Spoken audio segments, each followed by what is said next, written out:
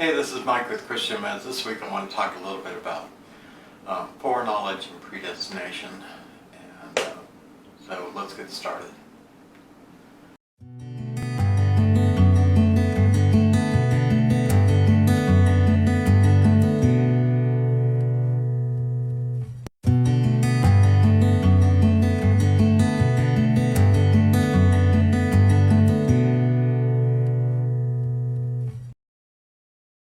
So I've been really kind of growing on this topic when it comes to foreknowledge and predestination. God is omnipresent and all-knowing, right? So that actually means that He can know what can happen in a situation if certain things come to pass. In other words, there's a story in the Old Testament, I believe it's in Samuel, that basically it's about King David, going into a particular city that was a walled city. And the thing with a walled city is that you could end up, getting to a point where you get cut off by your enemy and they can starve you out, right? So he goes to a prophet and he asks, if I stay here, will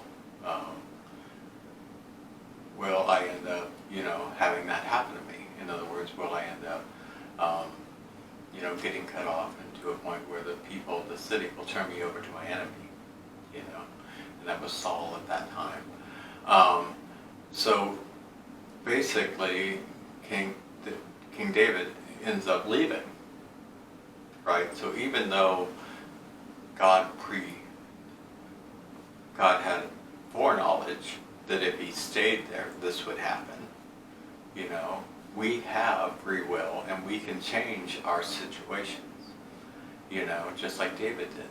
David ended up leaving that situation, so, he did not get turned over, So just because something is foreknown, in other words, just because God has foreknowledge of a given thing, that does not mean that that's exactly what's going to come to pass. Now, when it comes to predestination, God, because He can see all the potential futures, He can steer to a future that He wants. When we end up getting grafted back in, when we end up becoming part of His family, He has, decreed that not everybody is going to get in, But He has also said, if you trust in me, your role, if you want to be grafted in, you get that as a blessing.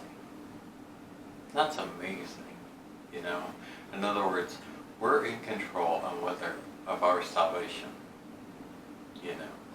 And, what the weird part is, that you can do a gospel presentation, and one person will respond, one person will be on the fence, and one person could care less, Now, why that spectrum exists, that's up to God, God does the regeneration, not us, but for us to be loyal, we just need to be able to present in a clear and precise manner, the amazing power that the gospel has. The reason why it truly is good news. That's on us. Now, when it comes to, I don't feel worthy type of feelings, a lot of times that person on the fence, it's because they feel like life's screwed up my life. I've made too many mistakes, But I know people, I have family members, that have killed somebody, and are in jail because of it.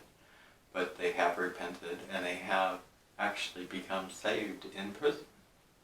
So you are not too far gone for God to turn around your life and end up, allowing you to have a better life for however many days you are, and have a great life in your eternal life, being part of His family.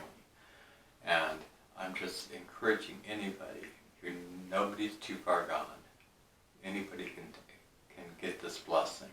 All you have to do is start believing that God works in supernatural ways, and he can absolutely bless you, and he has not forsaken you, and you are able to be grafted in no matter who you are and how you've lived your life in the past. Now, when this happens, don't get me wrong, you will reassess your friends, your family. Sometimes it's your family that you end up becoming estranged to. My parents, although they both had a confession of faith, they did not consider themselves, I don't know, it's hard to describe, but they believed that there were multiple paths to God. And I believe that there's only one path to God, and that's through the blood of the Lamb, Jesus Christ. So that was where we did not see eye to eye. And yeah, we agreed to disagree on that point, but it didn't mean that we needed to stop loving each other or anything else. So when it comes to a lot of this stuff, your life will change if you become a true believer. But it's a better life, and I'd recommend it to anybody in any situation. You will absolutely just have a joy that can fulfill you in ways that material things cannot. And that's just kind of my message this week. I hope you have a really blessed week, and we'll talk to you next week.